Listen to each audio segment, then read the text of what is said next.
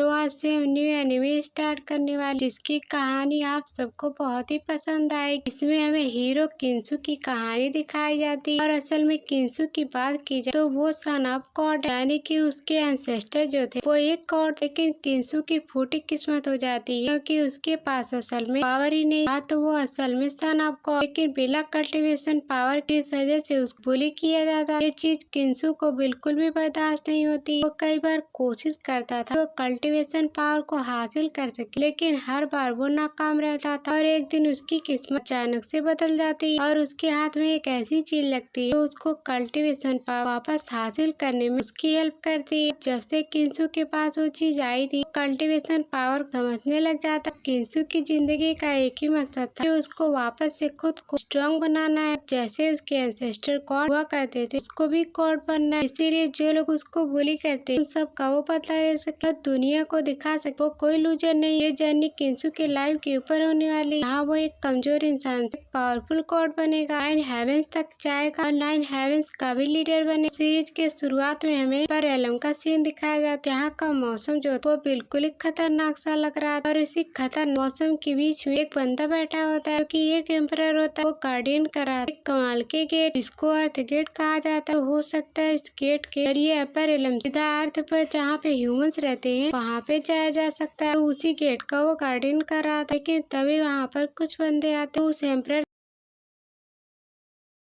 Fight करने की कोशिश कर रहे और वो उससे कहने लग जाते करीब 30,000 साल से इस गेट को गार्डियन कर रहे हैं, इसको प्रोटेक्ट कर रहे हैं, लेकिन अब यहाँ पर तुम्हारा खेल खत्म होने वाला। आज यहाँ पर अर्थ गेट खुलेगा और हम इस जगह से बाहर निकल जाएंगे और उसके बाद सारी की सारी दुनिया हम अपनी मुट्ठी में ले लेंगे। तो हम देखते हैं तुम हमें यहाँ पर रोक पाते हो या फिर नहीं रोक पाते। तो ये सुनकर वो जो एम्परर वो काफी ज्यादा भड़क चुका। वो कहता है जरा आजमा के तो देख कि तुम मेरा बाल तक भागा कर पाते हो या फिर नहीं। तो ये सुनते साथ वो जो बंदे थे वो उस एम्परर के साथ फाइट करना शुरू कर देते हैं। वो एम्परर उनके अटैक रोकने की कोशिश करता है। एम्परर काफी ज्यादा स्ट्रॉन्ग नजर आ रहा है। उसने अकेले 3 बंदों को हैंडल किया और तीनों के तीनों बंदे यहाँ पे एम्परर का कुछ भी नहीं बिगाड़ पाते। तो इस चीज को देखकर वो जो 3 बंदे थे वो एक ही साथ अपने अटैक को रेडी करते और अपनी पावर को आपस में मर्ज करते हुए बहुत ही खतरनाक अटैक तैयार कर लेते ताकि उसकी मदद से एम्परर की जान ली जा सके। जब वो एम्परर के ऊपर अटैक लगता है तो वो पूरा का पूरा खुद के ऊपर जल जाता और उन सभी को रोकने की कोशिश करता। उसने ये अटैक तो रोक दिया। तो अटैक रोकने की वजह से जितने भी बंदे उसके ऊपर अटैक कर रहे थे उन सभी की हालत काफी ज्यादा खराब हो जाती। तो इस चीज से जो जगह हो तो पूरी तरीके से तहस नहस होने लगती है और हर तरफ कंपसा आने लगता है। वो लोग उससे कहने लगते हैं एम्परर तुमने क्या कर, जिसके बाद हम देखते हैं हो सकता है यहाँ पर वो जो अर्थ गेट वो डिस्ट्रॉय हो गया तो हो सकता है उसके जरिए वो जो एम्परर वो अपर एलम से जमीन पे आकर गिर जाए। अभी यहाँ पर ये तो नहीं बताया, लेकिन हमें अंदाजा लगा सकते हैं कि हो सकता है वो जो एम्परर था ही होगा क्योंकि अर्थ पे आकर गिरा।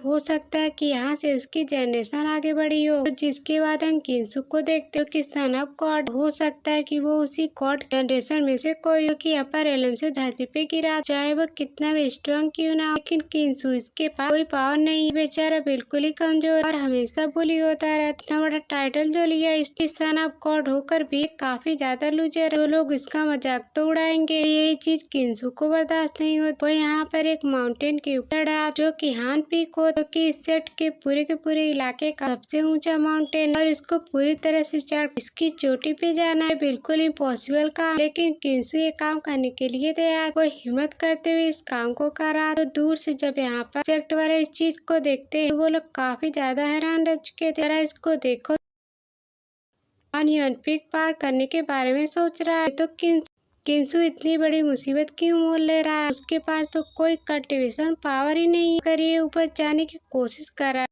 तो ये पहाड़ के ऊपर नहीं जाएगा, ये सीधा आसमान में चला जाएगा, उसकी जान चली जाएगी। यहाँ पे इस पहाड़ के ऊपर चढ़ना हम जैसे मामूली कल्टिवेटेड कहते हैं। अगर हम इस माउंटेन पे चढ़ने की कोशिश करने लगे लाइफ और डेथ का बैटल होगा, हम इसमें हार जाएंगे और हमारी जान चली जाएगी और हम पहाड़ को क्रॉस नहीं कर पाएंगे। और इस किंसु को तो देखो बिल्कुल मॉर्टल इंसान की तरह, इसके पास कोई कल्टिवेशन नहीं है, हमसे भी कमजोर है, लेकिन इसके सपने तो यहाँ पहाड़ के चढ़ने के आए। तो बस यहाँ पे यही उम्मीद लगा सकते हैं ये गिरकर मारा ना जाए। लेकिन किंसु को इससे कुछ भी फर्क नहीं पड़ता। वो अपनी हिम्मत और ताकत के बल पे पहाड़ पे चढ़ने की कोशिश कोशिश कर रहा होता, काफी ज्यादा कोशिशों के बाद आगे बढ़ता है, लेकिन जैसे वो एक जगह पे अपना हाथ रखता है कि वहाँ पे एक तरह का फॉर्मेशन एक्टिवेट हो जाता है। फॉर्मेशन एक्टिवेट होते साथ आसमान से बड़े बड़े पत्थर गिरने लगते हैं और एक भी पत्थर अगर किंसु को लगा वो सीधा जाएगा पहाड़ के नीचे और उसका मरना तय है। लेकिन किंसु हार मानने के लिए तैयार ही नहीं, वो अभी भी यहाँ पर इन पत्थरों से बच पहाड़ चढ़ने की कोशिश में लगा हुआ तो काफी हद तक ऊपर आ जाता, पत्थर उसका कुछ भी नहीं बिगाड़ पाए।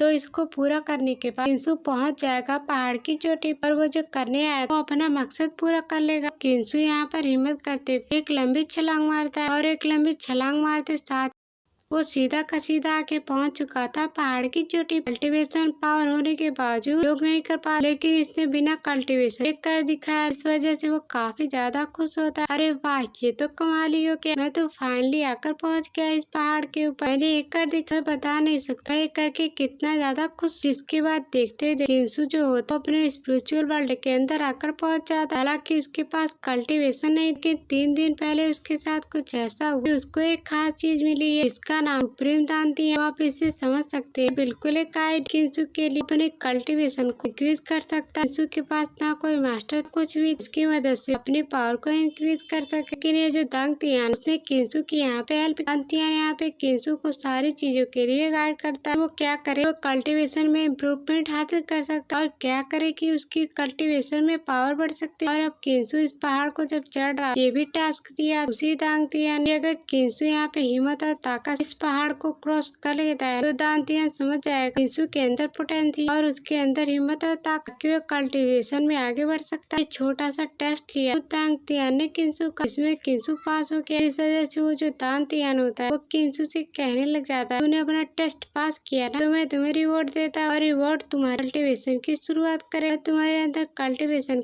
पावर को डालने वाला हूँ और इसके बाद तुम अपने कल्टीवेशन की पावर को महसूस कर पाओगे। तो फिर जो दांतियान को सीधा डाल देता है किंसु के अंदर कल्टीवेशन की पावर को। यहाँ से शुरू होगी किंसु की जर्नी। इसके पहले किंसु के पास कोई भी पावर नहीं, लेकिन अब वो यहाँ कल्टीवेशन कर पाएगा, अपना ब्रेक थ्रू कर पाएगा, अपने कल्टीवेशन लेवल को इंक्रीज कर पाएगा। इस तरह से एक नॉर्मल कल्टीवेटर करते हैं, लेकिन जैसे जैसे ये सब हो रहा है कि आसपास का जो इलाका होता है एक अजीब से औरा से भर चुका है। सारा औरा जा रहा है किंसु के अंदर। इसकी वजह से किंसु एक बहुत ही ज्यादा पावरफुल औरा के अंदर गिर गया होता है। जितने भी लोग ये चीज देखते हैं उन सभी को समझ में नहीं आता आखिरकार ये सब वो क्या रहा है, कितना मिस्टीरियस। और हेवन और अर्थ का कहाँ से ये औरा तो काफी ज्यादा मिस्टीरियस। जरा देखो तो ये औरा कहाँ जा रहा है, कहीं नहीं बल्कि किंसु के अंदर जा रहा है। किंसु ने कौन सा ऐसा काम कर दिया जो उसके अंदर पावरफुल हेवन और अर्थ का औरा के अंदर जा रहा है।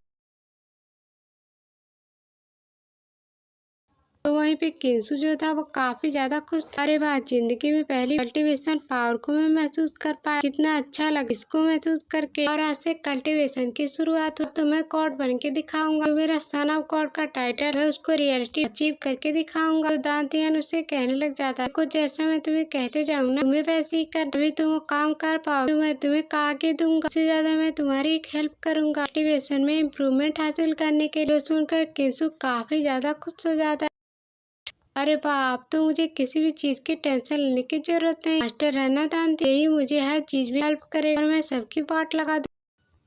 तभी हम यहाँ पर एक प्रिंसेस को देखते हैं जो बड़ी रफ्तार के साथ अपनी स्वर्ड पे बैठ आगे की तरफ बढ़ रही और माउंटेन की तरफ जा रही ताकि वो देख सके अजीब सा जो फिनोमेना क्रिएट हुआ है, ये हेवन और अर्थ वो किसकी वजह से हुआ। और प्रिंसेस के पीछे जो उसकी आंटी होती वो भी भागी भागी आ रही, वो उससे कहने लग जाती है, प्रिंसेस रुक, इतने जल्दी जाने की जरूरत नहीं, ये हमारा सेक्ट नहीं है, युवा से हमारा जो सेक्ट से यहाँ पर आप हमेशा से रही हो, जहाँ से बाहर नहीं निकली हो, जहाँ पे नई जगह पे जाओ तो इतनी जल्दी और इतनी स्पीड से कहीं जाना अच्छा नहीं हो। लेकिन प्रिंसेस को सुनने के लिए तैयारी नहीं, कहने लग जाती है आपको भी कोई नई चीज देखनी, आखिर जो फिनोमेना क्रिएट हुआ था वो किसकी वजह से हुआ था। तो बहुत ही ज्यादा क्यूरियस इस बात को जानने के लिए, तो इसीलिए मैं जा रहा हूँ उस पहाड़ की तरफ। तो फिर आंटी कहने लग जाती हम जो इस मिशन पे निकले हैं ना, कि हमारा मिशन ये जानना नहीं कि वो फिनोमेना क्रिएट क्यों हुआ, हमारा मिशन तो ये है कि हम जा रहे यूएस सेक्ट के अंदर ताकि वहाँ पर जो स्टोन कार्विसर है उसके बारे में जानकारी हासिल कर सकते, तो हमारा मिशन जो है हमें उस पर ध्यान देना चाहिए। लेकिन प्रिंसेस कुछ सुनने के लिए तैयार ही नहीं थी, सीधा चली जाती उसी माउंटेन के यहाँ पर किंसु मौजूद, और वो अभी इस पावर को हासिल किया। वो जैसे यहाँ पर आता है उस प्रिंसेस को देखकर एकदम ज्यादा खुश हो जाता है। अरे प्रिंसेस, आप यहाँ पे क्या कर रहे? प्रिंसेस उसे कहने लग जाती, किंसु तुम इस पहाड़ के ऊपर मौजूद हो ना, तो तुम्हें जरूर पता होगा वो जो स्ट्रेंज फिनोमिना क्रिएट हुआ था किस वजह से हुआ, ऐसा क्या अजूबा हुआ यहाँ हेवन और अर्थ का, और यहाँ पर आया